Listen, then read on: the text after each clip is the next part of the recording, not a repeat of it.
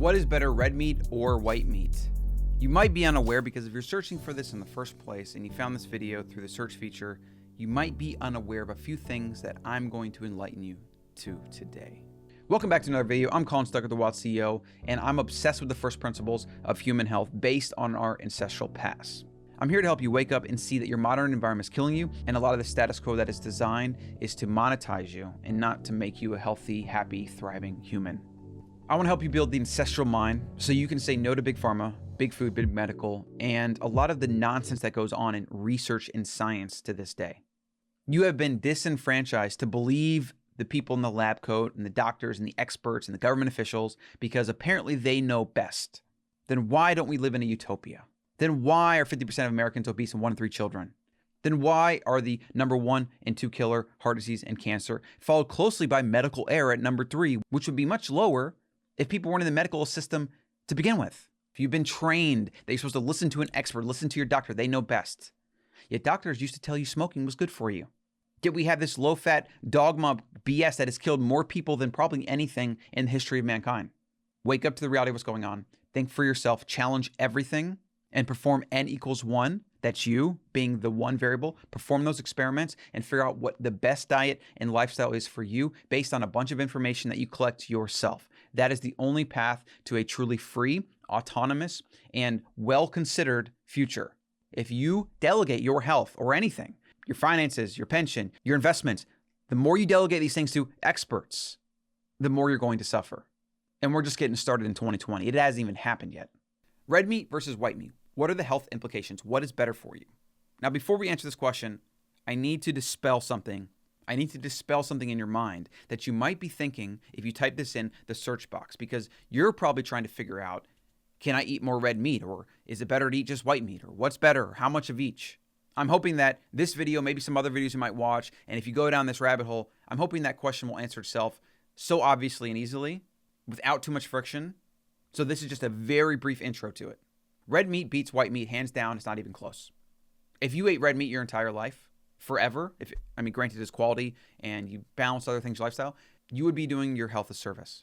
Every single research paper, study, nonsense that's been used to demonize meat and fat and cholesterol has been debunked. It is all a farce. Now I'm supposed to tell you that you should consult your doctor if you're going to change your diet. Okay, I just did. There you go. And if your doctor tries telling you that red meat is bad, get a second opinion. Find a real doctor.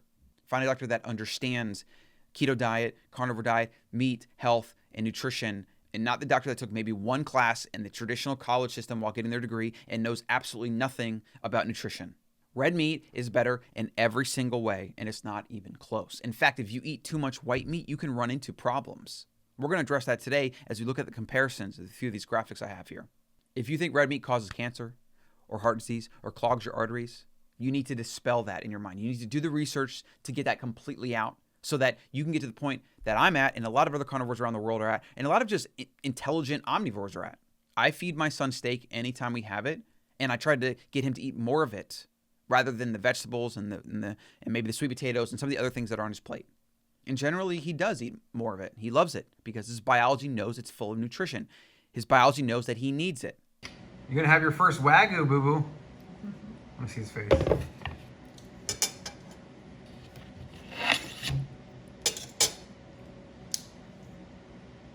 I have not an ounce of concern, not even a little bit, not a shred of doubt or fear that I'm doing a disservice to him, and that if he grows up eating healthy animals with a lot of red meat, that he's going to have any health issues whatsoever. I want him to do that because he's going to be far healthier than I was as a kid growing up eating a standard American diet. And he's probably going to have less health issues. He's not going to struggle with things like allergies and things like that. Hopefully. And hopefully he's going to have better health than I have and do at this point in my life at 35.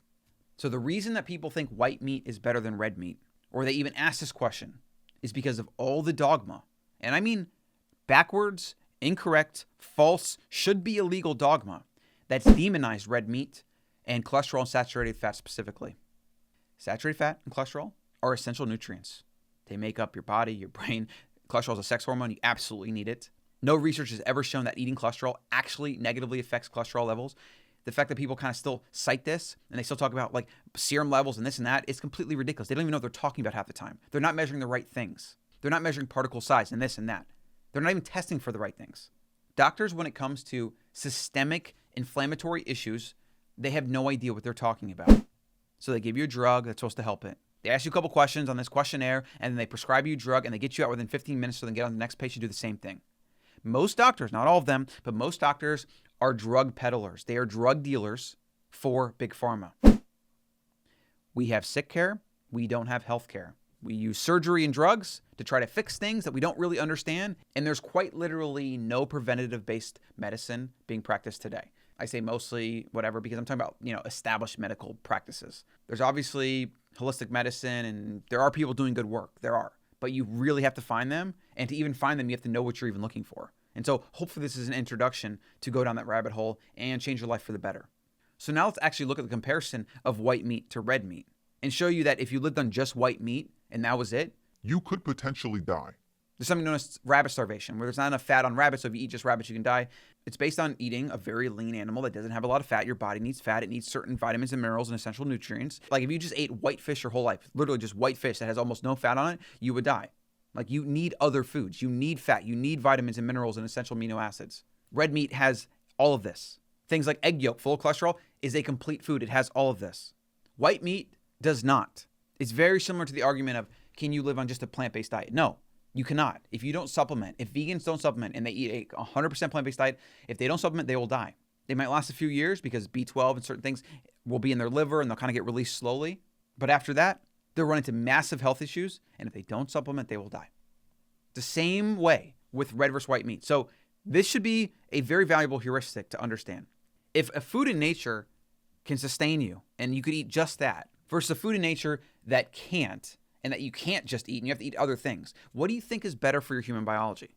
Do you think our hunter-gatherer ancestors in the past were like thinking about fat, nutrition, omega-3s, and B12 and this and that? They had no idea any of this stuff even existed. They just went and ate the foods that they liked and that were available in their environment, and Mother Nature programmed them to adapt to those foods that were available. And guess what?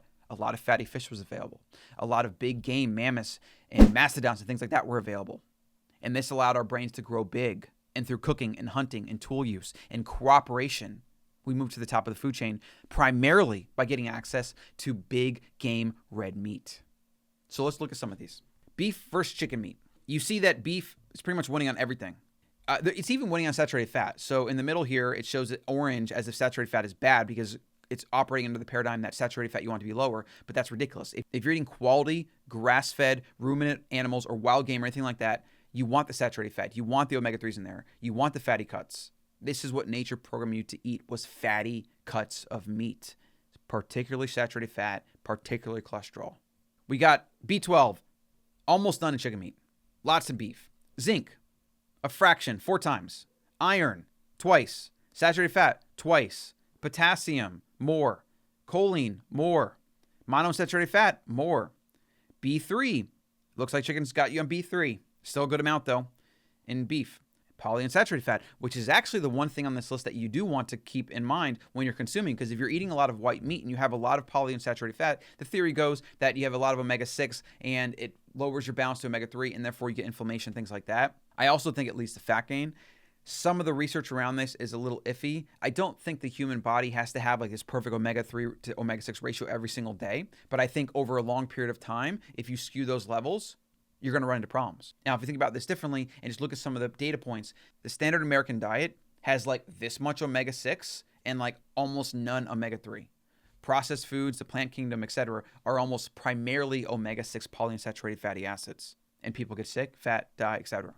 Whereas an animal-based way of eating, even if it does include plants, you're going to have a much higher ratio of omega-3 and a much lower ratio of omega-6.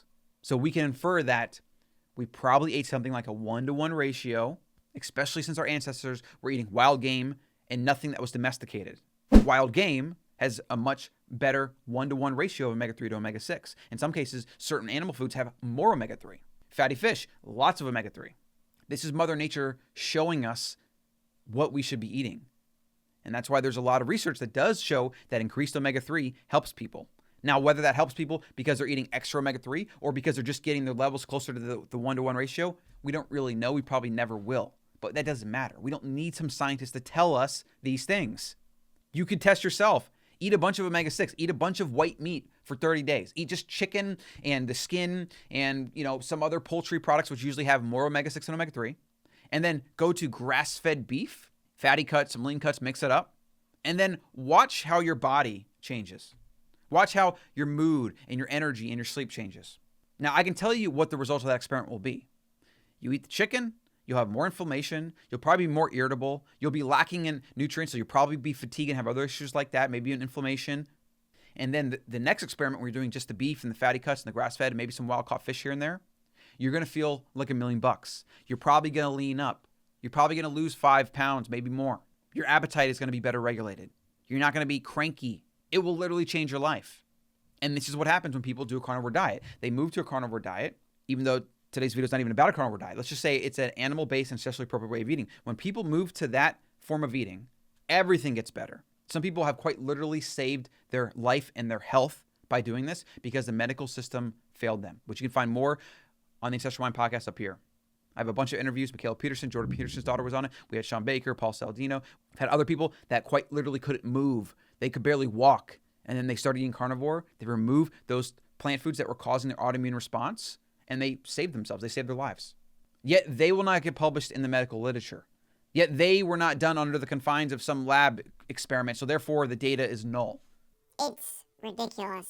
And when you wake up to the reality of all this, when you realize that all of the established science, status quo, ideas, common knowledge, when you realize that is all a farce, you will truly be empowered to make decisions for yourself, and I hope you do. Steak is a superfood. Red meat is a superfood, whether that's game, bison, steak, elk, kangaroo, whatever. So if you came here thinking that, oh, should I eat more chicken or not? I hope I've answered that for you, and I hope you start embracing really high quality red meat as the superfood and as the necessary part of your diet that it is. Like and subscribe. Drop a comment below if you have any questions or you'd like to add any value to other people that are going to watch this video. And I hope to see you in the next one.